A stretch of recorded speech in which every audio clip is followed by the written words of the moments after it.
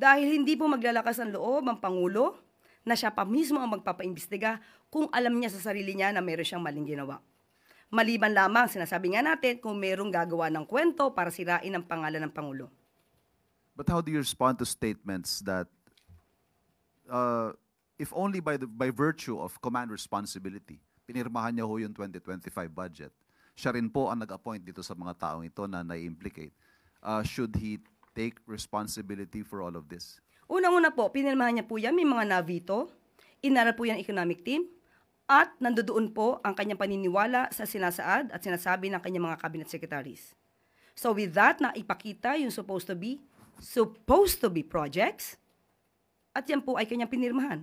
Sa paniniwalang iyan po ay gagawin. Pero 2024, nagsabi po siya na mayroong mga natapos na flood control projects at naniwala po siya doon dahil ito po ay galing mismo sa kanyang cabinet secretary.